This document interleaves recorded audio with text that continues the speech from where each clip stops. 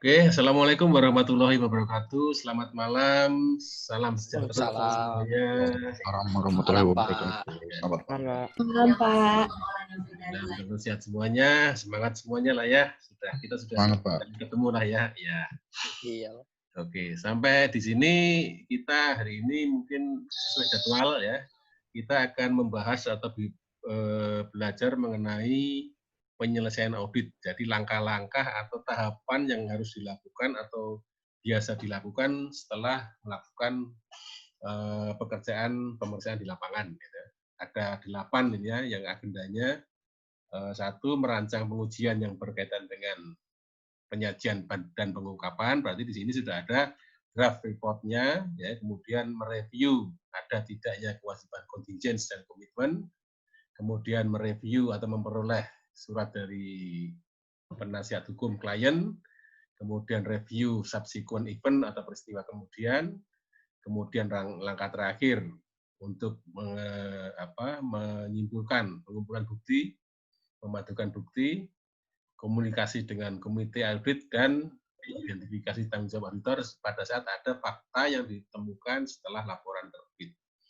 Ya, ini kita agenda 8 topik ini akan kita bahas 2 kali ya, hari ini sama besok. Hari ini kita mungkin yang akan mempresentasikan atau membuka dulu materinya Mas Tommy kalau nggak salah ya, Tommy.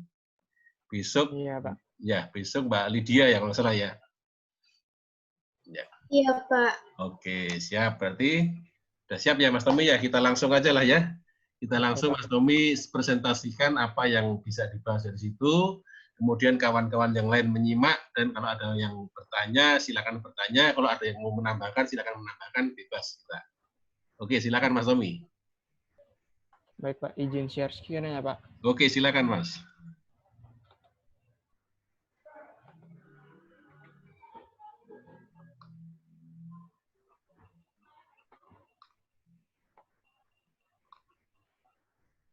Nah, pada malam Pak Haryono dan teman-teman. Selamat malam. Pada kesempatan kali ini saya ingin mempresentasikan tentang penyelesaian audit.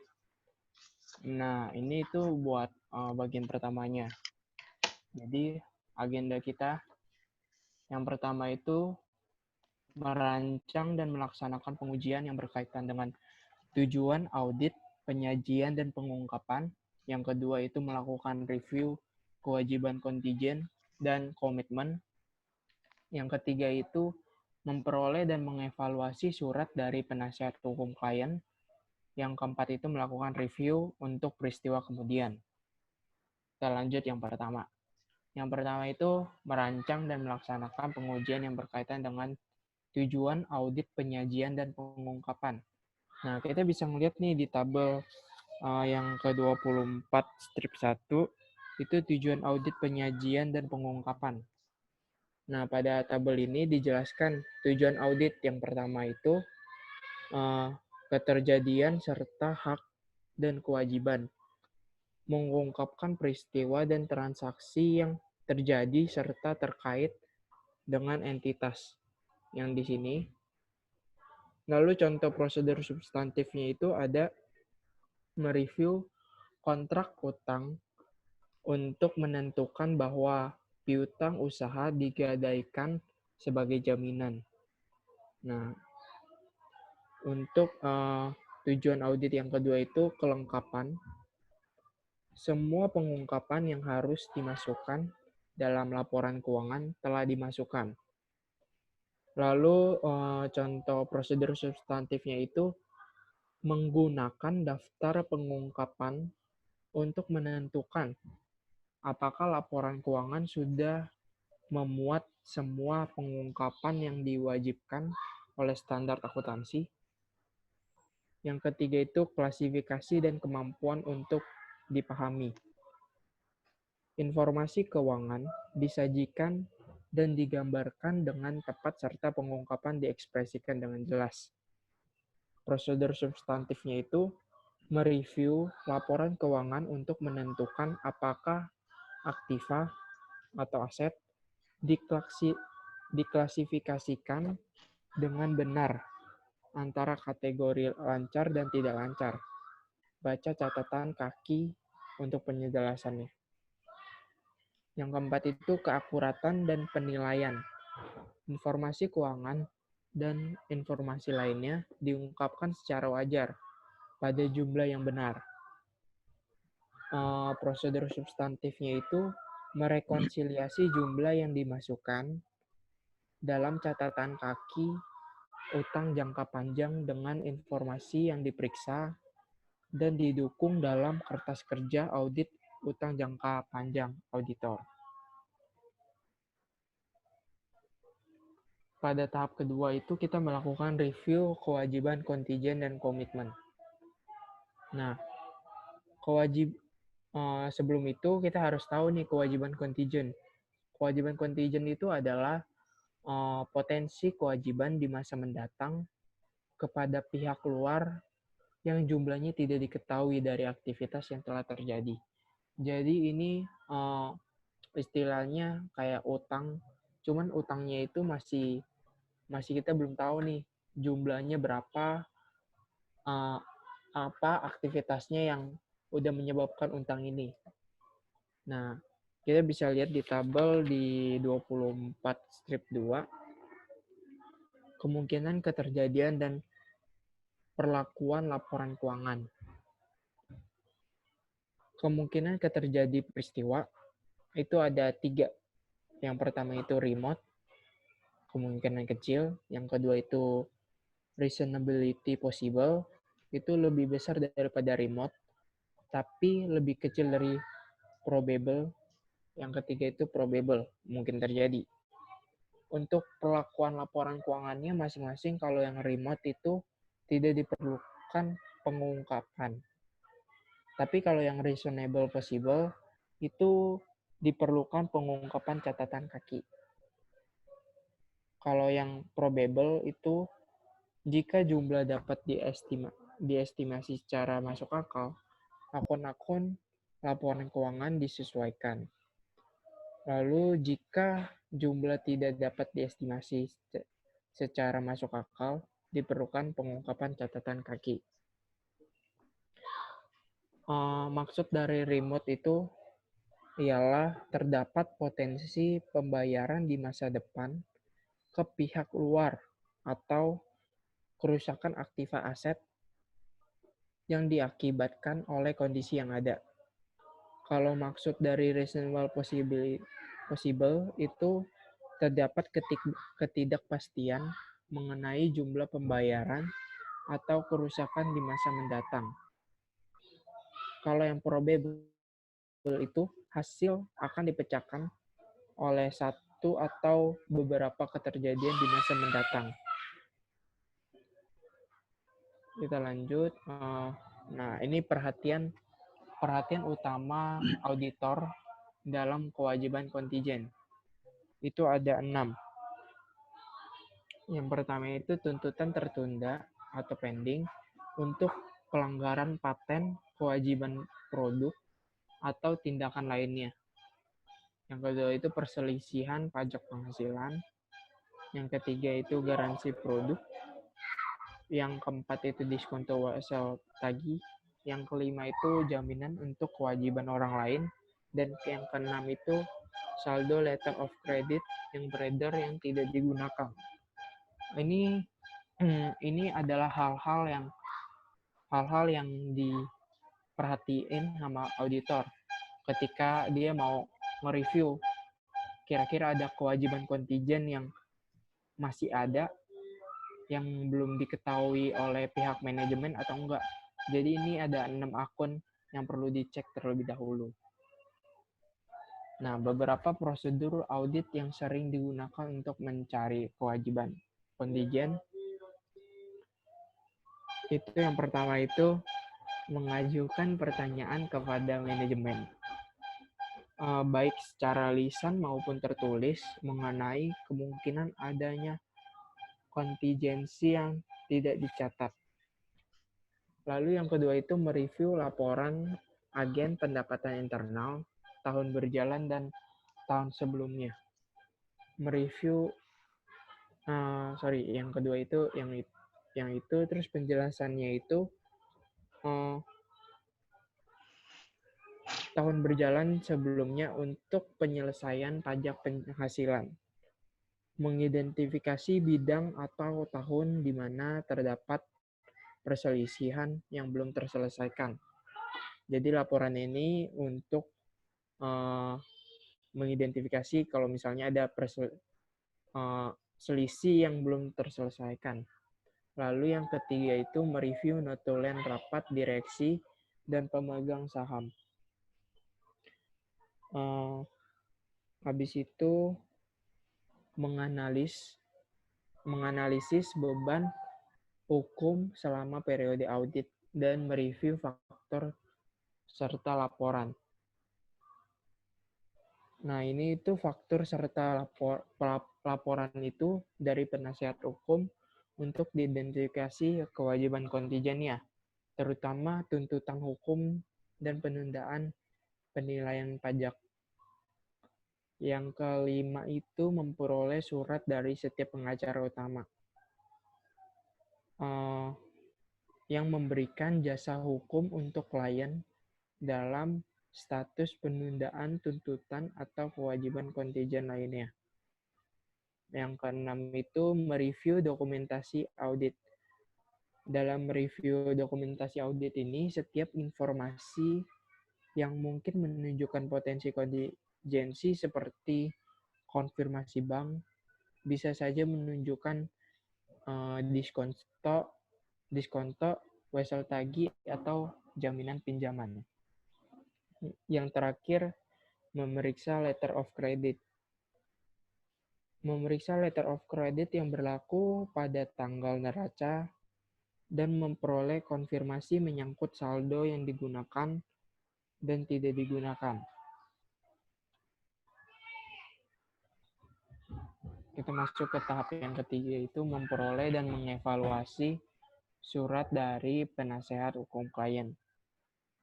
Yang pertama itu kita harus tahu nih daftar permintaan keterangan yang kita minta ke penasihat hukum klien itu. Yang pertama, ancaman proses pengendalian, lalu klaim yang ditegaskan atau dipertegas, atau penilaian yang telah dilakukan bersama pengacara.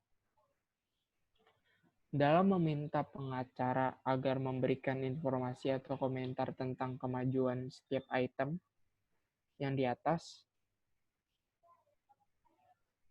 Terus yang ketiga itu permintaan kepada penasihat hukum untuk mengidentifikasi hal-hal yang tidak terdaftar. Tindakan hukum yang tertunda atau ancaman proses hukum, atau satu pernyataan bahwa daftar yang dibuat klien telah lengkap. Lalu pernyataan yang memberitahu pengacara tentang tanggung jawab pengacara memberi informasi kepada manajemen mengenai masalah hukum yang memerlukan pengungkapan dalam laporan keuangan dan merespon langsung ke auditor. Jadi intinya ini dari yang penasihat mengevaluasi surat dari penasihat hukum klien itu, kita ngelihat nih kira-kira ada gak informasi-informasi yang belum diketahui manajemen soal masalah hukum suatu perusahaan tersebut. Jadi kalau misalnya ada, kita langsung nanya masalah hukumnya apa supaya kita bisa melihat ada apa yang kurang dalam hal catatan audit tersebut. Nah, yang keempat itu melakukan review untuk peristiwa kemudian. Ada dua jenis peristiwa kemudian. Yang pertama itu peristiwa yang memiliki dampak langsung pada laporan keuangan yang memerlukan penyesuaian. Perinciannya itu ada 3. Pernyataan bangkrut dari seorang konsumen yang masih ada saldo piutang. Yang kedua itu penyelesaian kasus hukum yang nilainya berbeda dengan jumlah yang telah dicatat dalam pembukuan. Yang ketiga itu pelepasan peralatan mesin yang tidak digunakan dengan harga di bawah nilai buku saat ini. Lalu peristiwa yang kedua itu peristiwa yang tidak memiliki dampak langsung pada laporan keuangan, tetapi memerlukan pengungkapan. Contohnya itu penerbitan obligasi atau sekuritas ekuitas, lalu penurunan nilai pasar persediaan karena kebijakan pemerintah yang mencegah penjualan produk lebih lanjut, lalu kerugian karena kebakaran yang tidak diasuransikan, dan yang terakhir penggabungan usaha atau pembelian perusahaan. Ada dua kategori prosedur audit untuk mereview peristiwa kemudian. Yang pertama itu kategorinya prosedur biasa yang terintegrasi sebagai bagian dari verifikasi saldo akun akhir tahun. Yang kedua, prosedur yang ditunjukkan secara khusus menemukan peristiwa atau transaksi yang harus diakui sebagai peristiwa kemudian. Lanjut ke review untuk peristiwa kemudian. Dalam mereview ini ada 5 yang harus kita review dari peristiwa kemudian. Yang pertama itu mereview catatan yang disiapkan kemudian hingga tanggal neraca. Yang kedua itu mereview laporan internal yang disediakan setelah tanggal neraca. Yang ketiga itu memeriksa risalah rapat yang dikeluarkan kemudian hingga tanggal neraca berkomunikasi dengan penasihat hukum klien. Yang keempat itu meminta keterangan manajemen. Yang kelima itu meminta surat representasi manajemen. Nah, kita ke tanggal ganda atau dual detik. Tanggal pertama adalah tanggal untuk penyelesaian pekerjaan lapangan, kecuali untuk pengecualian tertentu. Tanggal kedua itu yang selalu lebih kemudian, berkaitan dengan pengecualian. Jadi contohnya itu, seorang auditor kembali ke tempat klien untuk melakukan tes audit yang hanya berkaitan dengan akuisisi dan menyelesaikan tes-tes tersebut pada tanggal 31 Maret. Laporan audit akan dibuat 2 tanggal, sebagai berikut 11 Maret 2013, kecuali pada catatan 17 pada tanggal yang bertanggal 31 Maret 2013.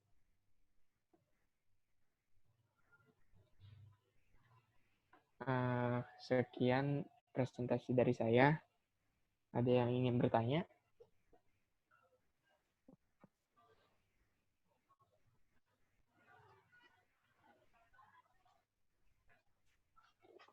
Masih di mute, Pak.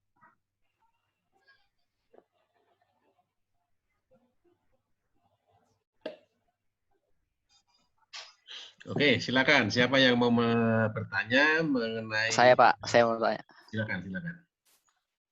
Saya mau tanya, tadi kan ada sempat disinggung beberapa kali soal catatan kaki sama satu lagi itu perselisihan yang belum terselesaikan. Nah, untuk catatan kaki sendiri itu isinya kayak apa? Isinya apa aja sih dan untuk apa catatan kaki itu? Dan untuk perselisihan yang belum selesai itu contohnya seperti apa? Mana tadi? Di slide nomor berapa tadi ya? Footnotes.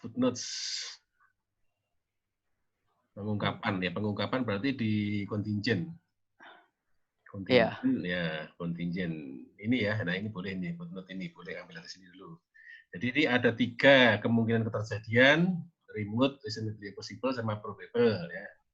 Yang remote no disclosure, yang reasonable ada disclosure, footnote ini ada nih. Gimana Mas Tommy, bisa ini enggak? Jelasin enggak? Bentar, Pak.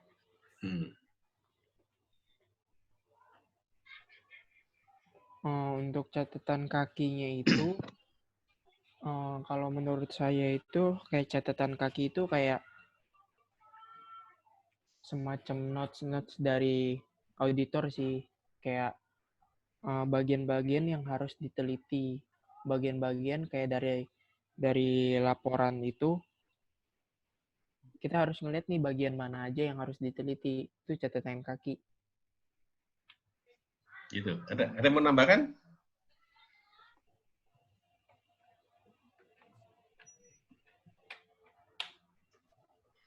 Ini yang silakan. Catatan kaki itu sama catatan pendukung sama nggak sih, Pak? Pertanyaan dulu, baru mau saya tanyakan. Ada apa enggak?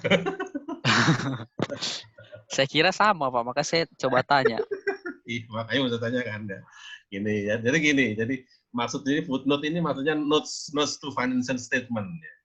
Financial statement itu siapa sih yang bikin? Auditor apa manajemen?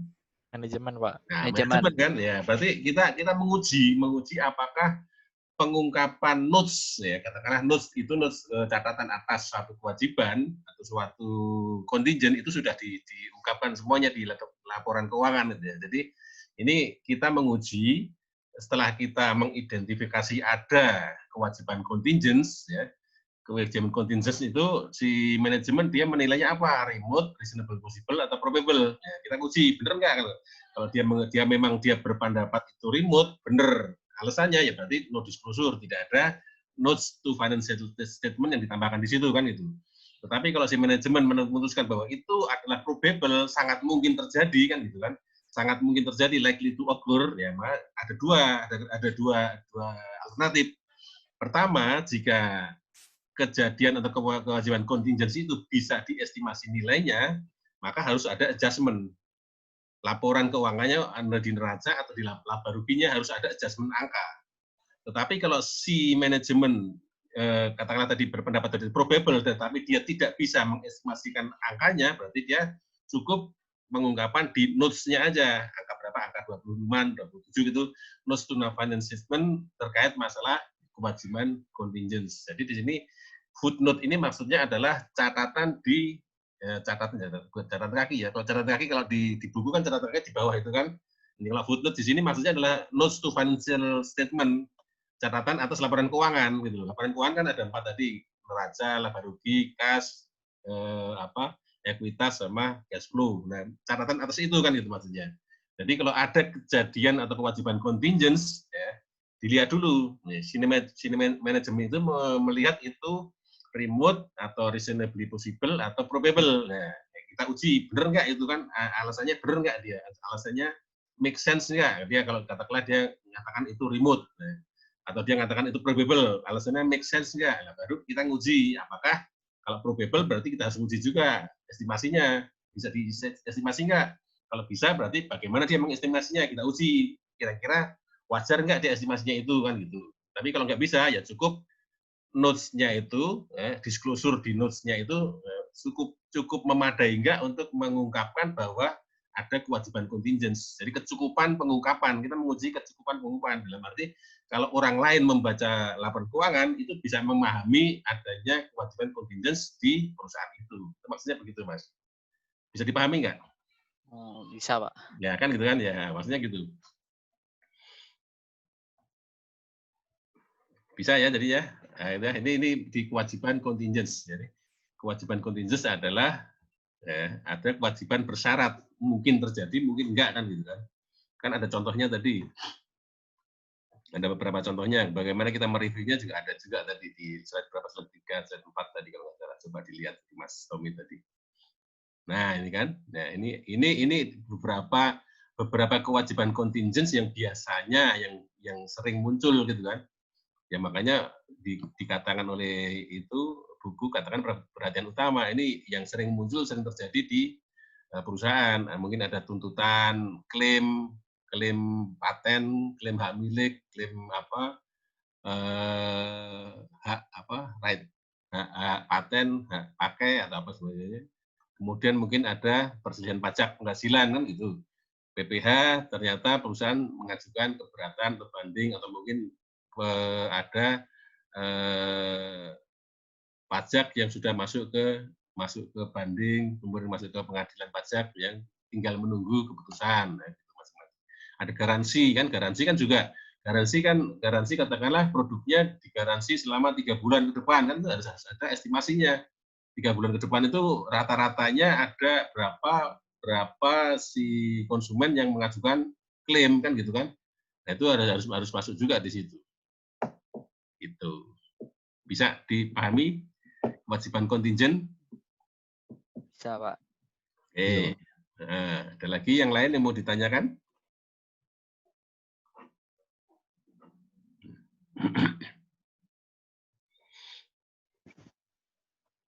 Coba dari Halo, teman. Ya, silakan. Pak, saya mau tanya, Tommy, saya mau tanya yang terkait tadi tuh di slide yang judulnya ada beberapa prosedur audit yang sering digunakan untuk mencari kewajiban kontingent. Nah, di situ kan kata-katanya prosedur audit yang sering. Nah, mungkin ada lagi atau enggak gitu selain yang disebutkan di situ gitu.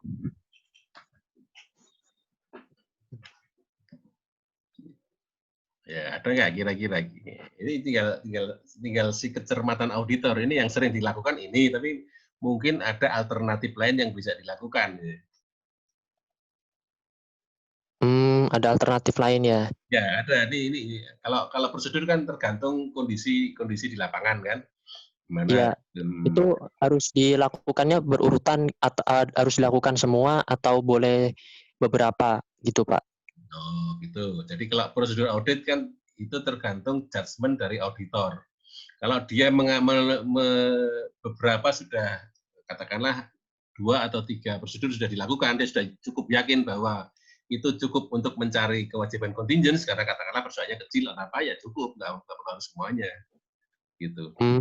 Oh ya baik, terima kasih Pak. Ya, oke, ya.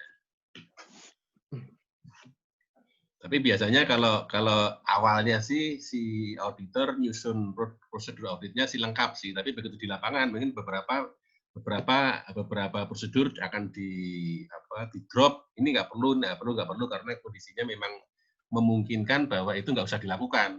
Cukup 2 atau 3 prosedur ada, itu sudah yakin auditor bahwa kewajiban kontingent sudah teridentifikasi. Itu sudah cukup saya kira. Ya. Baik Pak. Katakanlah seperti memeriksa letter of credit. Ya, kalau perusahaan tidak pernah pakai letter of credit, kan nggak perlu pakai memeriksa letter of credit. Berarti kita drop kan gitu kan? Ya? Iya. Nah, kan gitu ya. Jadi ya ini yang sering, tapi tidak harus semuanya dilakukan. Oke. Ada lagi? Baik Pak. Ya. Ada lagi yang lainnya mungkin?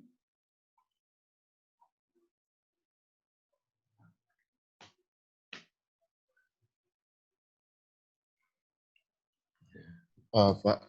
Ya. Saya mau nanya Pak, kalau maksud dari yang memperoleh surat dari setiap pengacara utama itu maksudnya kayak gimana ya Pak? Saya kurang ngerti. Ya, coba dilihat slide-nya. Tadi udah benar tadi itu. Itu yang poin keberapa itu ya? Yang ke-5 ya. Memperoleh surat dari setiap pengacara utama. Nah, itu kan ini. Auditor ingin mengetahui atau mengidentifikasi ada tidaknya kewajiban kontingent. Salah satu kewajiban kontingent adalah misalkan salah satu atau beberapa kewajiban kontingent adalah berkaitan dengan masalah hukum. Katakanlah dia sedang dalam proses hukum mengenai suatu perselisihan dengan pihak ketiga kan gitu kan. Berarti si auditor kan harus tahu juga ini kira-kira dari si pengacara ini kan gitu. Kasusnya seperti apa kan gitu. Kasusnya kira-kira tadi kalau kontingent kan berarti kan mau melihat ini si perusahaan ini kemungkinan menangnya besar atau kecil kan gitu kan.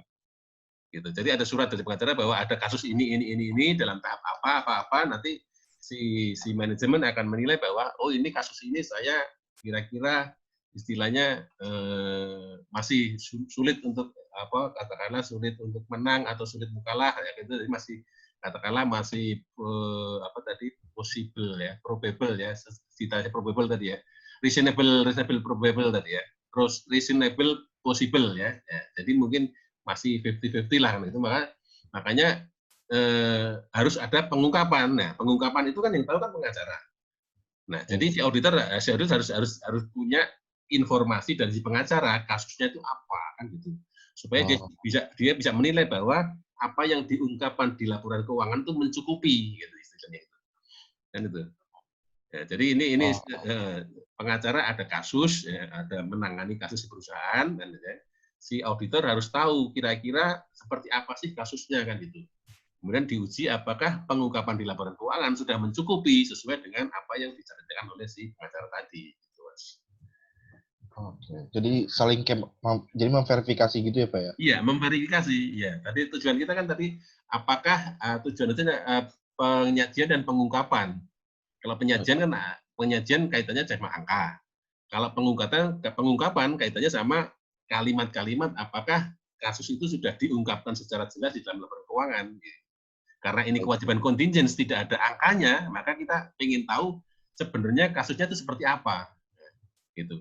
Jadi nanti kita bisa menilai, oh ternyata manajemen cukup dalam mengungkapkan pengungkapan mengenai kasus tadi. Kalau nggak cukup, kita sarankan tambahkan ini gitu supaya pengungkapannya bisa full disclosure kan ya. Si pembaca laporan keuangan bisa paham bahwa perusahaan sedang dalam menghadapi kasus ini. Gitu Mas Jadi. Baik. Ya. Terima kasih banyak Pak. Ya, oke. Tugas auditor kan tugas auditor cuma menguji, Mas.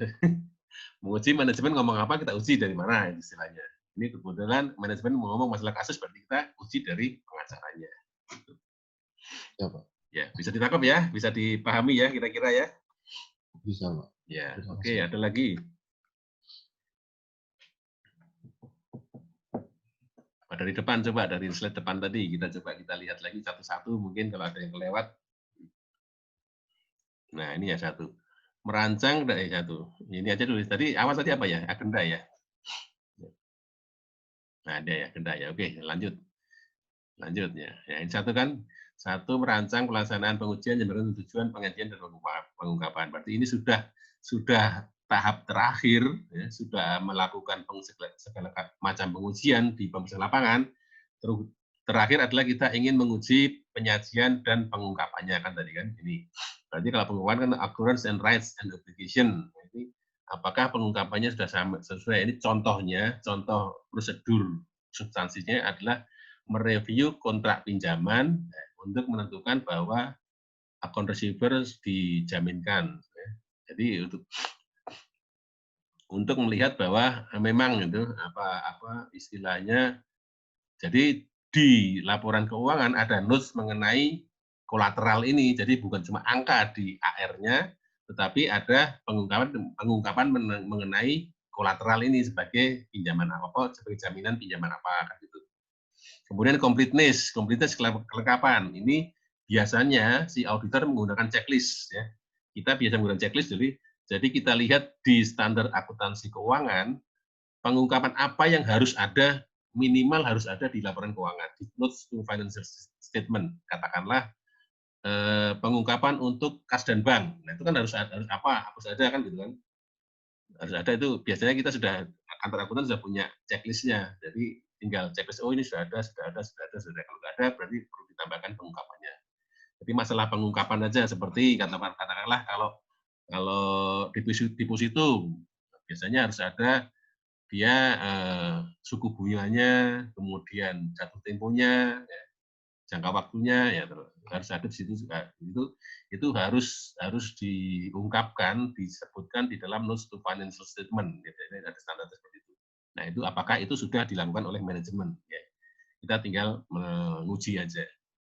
Kemudian klasifikasi dan understandability. Nah ini kaitannya sama klasifikasi.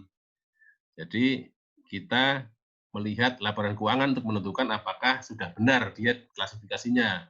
Yang kategori current benar dimasukkan kategori current, yang kategori non current atau non lancar juga kategorinya sudah benar di situ kan gitu. Kita harus melihat kepada catatan atas laporan keuangan itu untuk kejelasannya. Apakah di neraca currentnya sini, non current sekian, baca di footnotes-nya atau notes-nya itu apakah sudah benar dan jelas. Ya. Kemudian accuracy and valuation, keakuratan dan penilaiannya. Ya.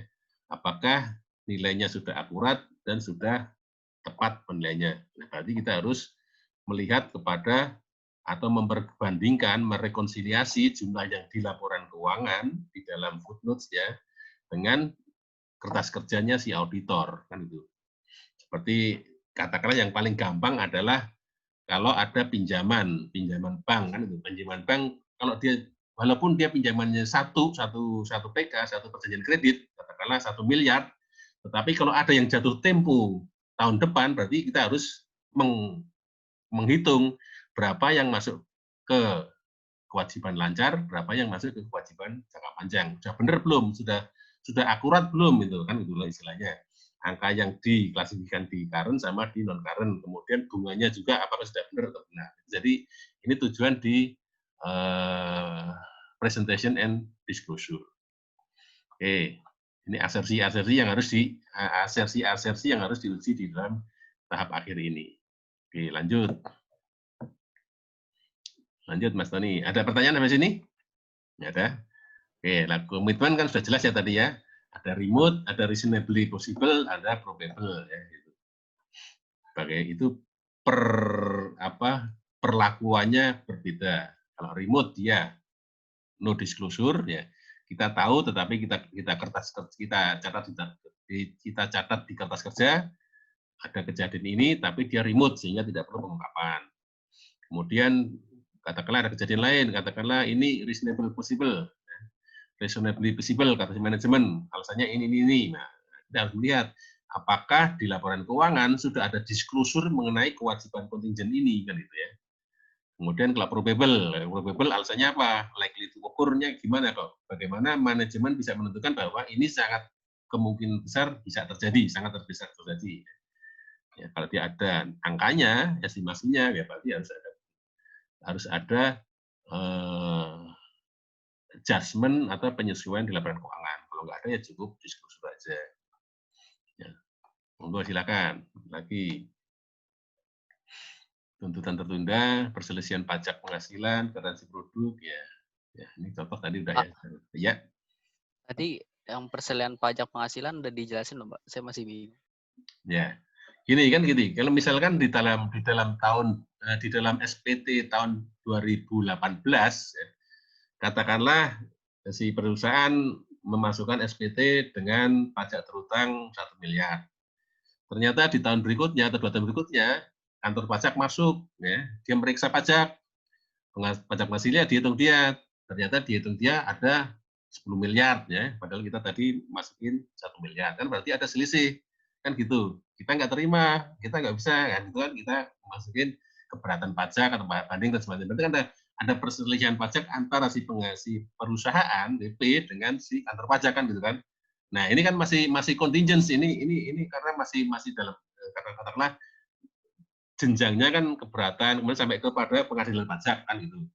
Nah ini kan nanti kewajiban contingency harus diungkapkan juga kan gitu.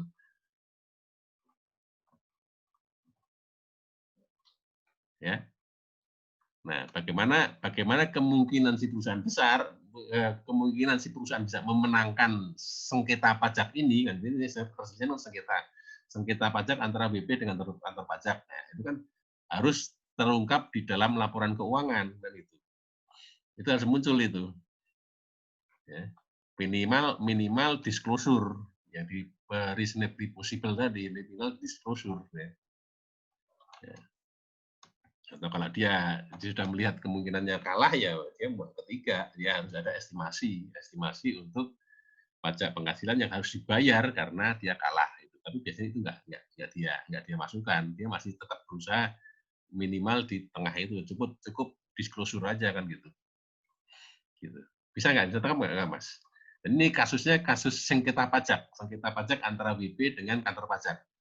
WP mengatakan di SPT-nya dia katakanlah 1M, hasil pemeriksaan mengatakan bahwa pajak terutangnya 10M kan gitu kan. Ya daripada membayar 9M ya keberatan dulu kan gitu. Siapa tahu nanti bisa di persidangan bisa turun dari 10M jadi 5M kan lumayan gitu Mas. Jadi kan kontingent dia mungkin dia harus membayar kekurangan pajak 9M tapi mungkin juga tidak kan gitu kan. Ya. Dia akan bayar 9M kalau dia kalah di pengadilan pajak. Ya. Dia tidak akan bayar 9M tambah 9M kalau dia menang di pengadilan pajak. Ini contingent kewajiban yang timbul berdasarkan hasil yang nanti kan itu. Bersyarat nantinya gitu. Kalau sidangnya sudah selesai baru muncul kewajiban kan gitu atau tidak ada kewajiban. Ini namanya contingent. Bisa Mas Riki ya, Mas Riki tadi ya. Bisa ditangkap nggak Mas? Sandi Pak. Oh Sandi ya, Bisa, ya nanti ya. Bisa ditangkap ya. Ya maksudnya jadi contingent ya, kita masih ada kasusnya ya, tetapi belum bisa ditentukan berapa nilainya kan karena masih dalam proses berjalan. Makanya di dalam proses auditnya kan kita juga harus melakukan review atau meminta keterangan dari penasihat hukum kita, penasihat atau pengacara kita kan gitu mengenai masalah kasus ini kan gitu. Ya. Oke, ada pertanyaan lagi atau lanjut? Ya, bisa ya diterima ya Mas Andi ya. Oke, lanjut. Pak. Ya, gimana Mas? Lanjut, Pak. Lanjut, oke, lanjut. Lanjut slide berikutnya. Ini prosedur tadi ya. Ada prosedur audit, ini contoh-contoh prosedur audit yang sering digunakan untuk mencari atau mengidentifikasi kewajiban kontinus. Tapi ini juga tergantung dari auditor di lapangan, tergantung dari kondisi perusahaan di lapangan kan, mana yang perlu kita ini.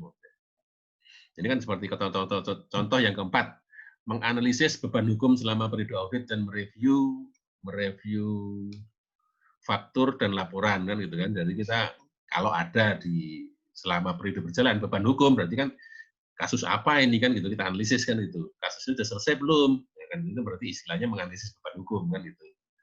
Faktur, tagihan kepada tagihan-tagihan dari pengacara kan gitu istilahnya kita bisa kita review. Laporan-laporan dari pengacara itu salah satu prosedur audit yang sering digunakan.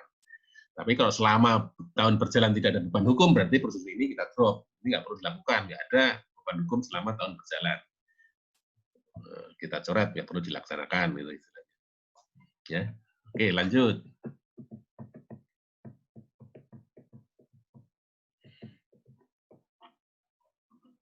Gimana Mas? Ada pertanyaan? Lanjut ya. Ini sama ini ya. Kita dari memperoleh dan mengevaluasi surat dari penasihat hukum klien. Ya. Ini daftar permintaan keterangan untuk ancaman proses. Ini pengendalian atau pengadilan ya Mas ya? Dicek lagi Pak. Kok proses pengendalian saya masih nggak tahu, nggak jelas maksudnya malahan. Daftar permintaan keterangan termasuk ancaman proses, nanti dicek lagi lah ya. Kalau menurut saya sih kalau ancaman proses pengadilan kalau nggak salah ya. Klaim yang ditegaskan atau tidak dipertegas atau penilaian yang telah dilakukan bersama pengacara. Berarti kita minta permintaan keterangan, ada nggak proses-proses pengadilan atau proses-proses atau klaim-klaim ya, yang muncul kepada perusahaan. Kemudian minta pengacara memberikan informasi mengenai kemajuan setiap itemnya. Jadi ini kelanjutan dari yang pertama. Pertama itu ada kasus-kasus enggak? Kasus-kasus ada klaim-klaim enggak? Kalau ada, gimana kemajuannya sampai saat ini, sampai saat 31 Desember, sampai di mana? Sudah selesai atau masih dalam proses? Kalau dalam proses seperti apa kan gitu. Kemudian yang ketiga adalah identifikasi hal-hal yang tidak terdaftar. Nah, kita sudah dapat daftar dari manajemen, kita tanya ke pengacara, ada enggak hal-hal atau kasus-kasus yang tidak terdapat di dalam daftar ini kan gitu kan. Mungkin ada tindakan hukum yang tertunda atau ancaman proses hukum atau pernyataan. Kalau nggak ada berarti satu pernyataan bahwa daftar yang dibuat klien telah lengkap. Tapi sudah semua Pak kan itu kata si penasihat hukum. Semua kasus, semua tindakan, semua kejadian sudah terdapat di dalam daftar itu. Kemudian yang keempat ini juga pernyataan dari auditor.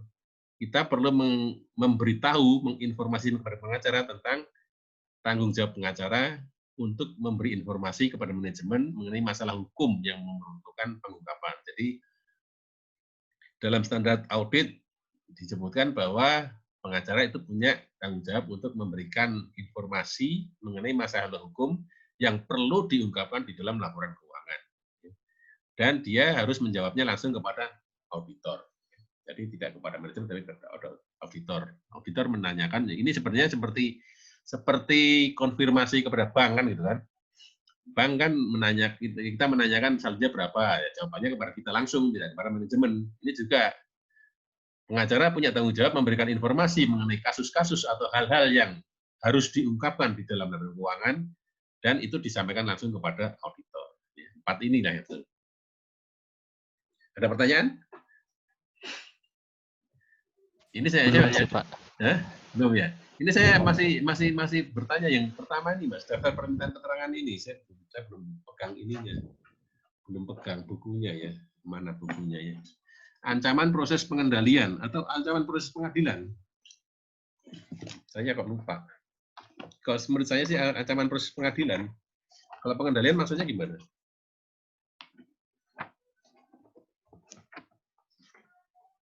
Bisa nggak, Mas Tommy bisa ingat nggak?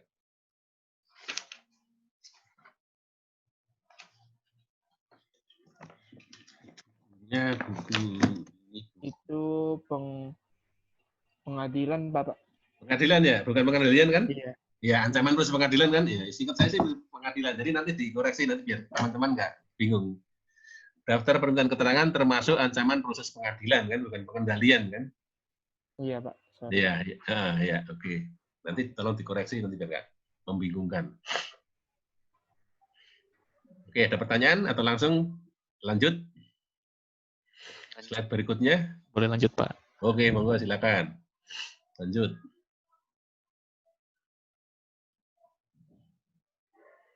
Nah, ini subsequent event, peristiwa kemudian. Peristiwa kemudian yang mempunyai dampak langsung pada laporan keuangan dan perlu penyesuaian dan tidak memiliki dampak langsung pada laporan keuangan tetapi memerlukan pengungkapan. Ya, jadi ini mereview atau mengidentifikasi peristiwa kemudian. Ya. Peristiwa kemudian itu apa kan? Ya. Peristiwa kemudian itu adalah peristiwa yang terjadi setelah berakhirnya periode laporan keuangan 31 Desember 2000 sekian sampai dengan tanggal selesainya pembersihan lapangan atau sampai dengan tanggal laporan audit. Itu peristiwa yang terjadi di situ. Dua peristiwa itu jadi ada dua jenis. Dia punya dampak langsung kepada angka di laporan keuangan sehingga perlu di-adjustment, disesuaikan, atau dia tidak punya dampak langsung kepada laporan keuangan tetapi harus diungkapkan, harus ada notes-nya kan gitu. Jadi tidak mempengaruhi angka tetapi harus ada notes-nya yang kedua. Ya. Itu maksudnya itu ya. Nah, ini contohnya kan ini. Pernyataan bangkrut dari seorang konsumen yang masih ada saldo tagihan piutang. Per 31 Desember ada saldo piutang, katakanlah 1 M. Ternyata pada bulan Februari atau Maret saat kita masih istilahnya pembersihan lapangan, ya, ada pernyataan si konsumen kita itu ternyata pilot atau bangkrut. Nah, ini kan berarti kan mempengaruhi angka saldo piutang kita. Kita harus memperbaiki atau kita harus menyesuaikan istilahnya allowance for doubtful ya, berarti penyisian piutang tak tertagih kita kan berarti sudah nggak benar lagi kan gitu karena ada pilot atau bangkrut ini kan gitu. Ya, itu harus ada penyesuaian di penyisihan atas piutang tak tertagih atau piutang ragu-ragu. Berarti peristiwa yang memiliki dampak langsung pada laporan keuangan dan memerlukan penyesuaian. Ya, gitu. Ya. Atau penyelesaian kasus hukum yang nilainya berbeda dengan jumlah yang telah dicatat dalam pembukuan. Ya. Ada kasus hukum tadi kan, kasus hukum diputuskan 1 Februari, ya. Kita selesai audit 1 Maret, ya. 1 Februari ada keputusan pengadilan. Ternyata istilahnya kita di akhir tahun di dalam laporan keuangan sudah katakanlah kita sudah ini kita kalah nih kan gitu kan. Kita sudah mencatat adanya mungkin ada kewajiban 100 juta ini karena kasus ini kan gitu ya. Makanya sudah dimasukkan rugi atau kerugian atau apa namanya ya. Keuntungan, kerugian atau apa karena kasus itu. Dia muncul kan kewajiban kontingens ya. 10 katakanlah 100 juta, tetapi ternyata di dalam putusan tanggal 1 Februari tidak 100 juta, katakanlah cuma 50 juta, berarti kita harus adjustment angka kewajiban di neraca. Itu, jadi ada adjustment karena peristiwa kemudian. Kemudian yang kedua ini peristiwa yang tidak langsung, tetapi perlu pengungkapan, ya ada pengungkapan, ya, tapi tidak perlu di adjust ininya. Oke. ada penerbitan obligasi, ada pembelian nilai pasar, ada kerugian karena kebakaran, penggabungan usaha atau pembelian perusahaan dan sebagainya. Oke, ini 2 peristiwa kemudian atau subsequent event. Lanjut, reviewnya atau prosedurnya bisa terintegrasi pada saat kita verifikasi akun. Ya. Kalau tadi seperti tadi di piutang kemudian dia bangkrut, ya berarti pada saat kita verifikasi saldo piutang akhir tahun kan kita ada pengujian subsequent event kan gitu kan. Nah, itu di situ terintegrasinya. Kemudian atau kita mencapai prosedur-prosedur yang khusus mencari peristiwa kemudian. Oke, dari interview, dari memorandum of meeting, ya, risalah rapat direksi dan segala macamnya mungkin bisa ketahuan dari situ. Lanjut, peristiwa kemudian review, ya ini macam-macam kan ada tadi review catatan, review laporan, review risalah rapat, interview manajemen, ya, atau minta surat representasi manajemen, surat pernyataan dari manajemen. Ya, ada pertanyaan sampai sini? Lanjut, subsequent event. Nah, tanggal ganda, dual dating. Ya. Ini tanggal ganda kalau ada subsequent event yang memerlukan pengujian lebih lanjut. Ya. Ini dicontohkan, sebenarnya auditor telah selesai tanggal 11. Ya. Tanggal 11 sudah selesai, semua pengujian sudah selesai, tetapi ternyata ada akuisisi, sehingga dia melakukan tambahan-tambahan pengujian. Ya, yang dia lakukan dari tanggal 11 sampai tanggal 31 Maret. Jadi, ada dia bikin 2 tanggal 11 Maret laporan audit itu adalah untuk semua pengujian di semua akun, tetapi khusus untuk masalah akuisisi, tanggal auditnya adalah 31 Maret. Ya. Khusus, ya, kecuali untuk catatan 17, ya, karena catatan 17 itu catatan mengenai akuisisi PTX, kan itu istilahnya seperti itu. Jadi, kecuali untuk tanggal 17, tanggalnya adalah 31 Maret. Ini boleh diperbolehkan di standar. Oke, ada pertanyaan? Lanjut. Saya mau tanya, Pak. Jadi ini laporan auditnya tetap 1, tapi untuk di catatan 17 kita kasih pengecualian. Jadi khusus untuk tanggal 31 begitu. Iya. Oh iya. Betul, ya. Betul sekali. Oke, lanjut. Oke, selesai. Terima kasih. 4 baru 4 agenda ya, masih 4 lagi nanti pertemuan mendatang. Nah, dari 4 agenda ini ada pertanyaan sebelum kita tutup. Ya, ini adalah 4 tahapan atau 4 hal yang dilakukan pada saat penyelesaian audit. Ya. Berarti kurang lebih penyelesaian audit itu seperti melakukan evaluasi ya Pak, hasil yang audit telah dilakukan. Iya, betul. Karena kita harus yakin bahwa opini atau pendapat yang akan diterbitkan itu ada dan didukung oleh semua pekerjaan audit kita, kan gitu. Kertas kerjanya ada semua, kan gitu.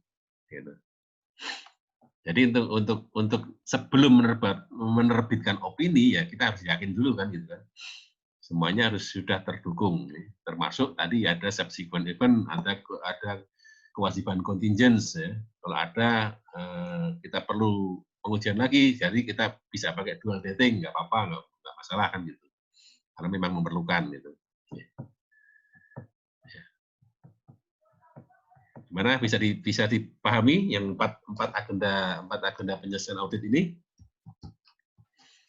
Bisa Pak. Ya, bisa Pak. Alhamdulillah ya. Bisa. Pak, mau nanya, pengujian tambahan itu harus selalu dilakukan apa enggak sih Pak? Konten kayak misalnya dianggap pengujian audit itu udah cukup, terus tetap harus dilakukan pengujian tambahan atau enggak Pak? Ini kaitannya sama yang dual dating ini Mbak. Ya, kalau dual dating ini kita katakanlah ini ceritanya, kalau dual dating ini ceritanya dia sudah selesai, ya, laporan sudah selesai, ternyata subsequent event-nya ada akuisisi kan gitu. Si perusahaan ternyata mengakuisisi perusahaan lain kan gitu kan. Ini kan perlu pengungkapan dan segala macamnya kan gitu. Pengungkapannya itu perlu ada penyesuaian enggak atau cukup pengungkapan saja, maka dia kembali ke auditinya kepada perusahaan untuk melakukan tes atau mencari informasi mengenai akuisisi ini kan gitu kan. Dan dia dilakukan dari tanggal 11 sampai 31 karena ini akuisisi kan termasuk tadi harus muncul pengungkapannya kan gitu kan. Nah, itu maka harus ada tes tambahan. Kalau kebetulan ini kasusnya dia belum melakukan pengujian, mungkin akuisisinya dilakukan tanggal 25 Maret kan gitu, atau 26 Maret ya. Waktunya sudah mepet sekali, baru ketahuan bahwa dia melakukan, atau pada saat itu dia melakukan akuisisi. Sehingga si auditor perlu melakukan tes-tes audit tambahan untuk menguji atau melakukan pengujian atau mencari informasi mengenai pengungkapan yang tepat untuk akuisisi ini. Nah, pekerjaan prosedur tambahan itu dia lakukan ternyata butuh waktu dari tanggal 11 sampai 31 Maret. Sehingga kecuali untuk catatan 17 yaitu untuk akuisisi ya, itu adalah semuanya bertanggal 11, tetapi kecuali untuk catatan 17 mengenai akuisisi yang bertanggal 31 Maret. Itu, Mbak. Jadi mestinya sih kalau sudah selesai pekerjaan lapangan nggak perlu tambahan,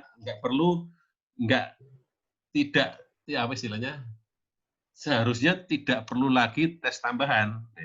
Tes audit tambahan ini kaitannya sama apabila ada temuan-temuan atau ada informasi mengenai subsequent event atau mungkin mengenai kewajiban contingence gitu kan. Tapi kalau semua angka yang di laporan keuangan harusnya sudah selesai semua gitu.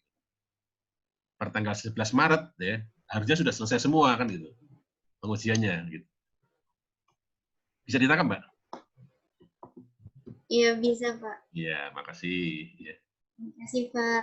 Yuk. Ada lagi?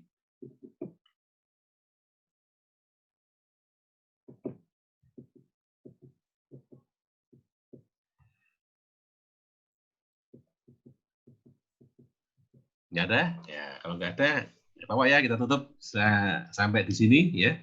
Untuk 4 agenda ini, nggak apa-apa kita tutup dulu. Nanti minggu depan kita lanjutkan dengan agenda 4 agenda ya. 4 agenda berikutnya ya. Kalau mungkin minggu depan ada pertanyaan lagi, bisa kita diskusikan lagi. Oke, saya kira gitu aja. Nggak ada pertanyaan lagi ya? Iya, Pak. Cukup, Pak. Iya, Pak. Terima kasih. Ya, terima kasih semuanya atas perhatiannya. Mudah-mudahan ada ilmu yang bertambah malam ini, bisa dimanfaatkan nanti mendatang. Terima kasih atas perhatiannya. Saya tutup sampai di sini. Assalamualaikum warahmatullahi wabarakatuh. Selamat malam, selamat beristirahat semuanya. Terima kasih, Pak. Terima kasih, Pak. Terima kasih, Pak. Sama-sama. Terima kasih, Pak. Terima Malam, kasih, Pak. Pak. Sampai jumpa. Salam.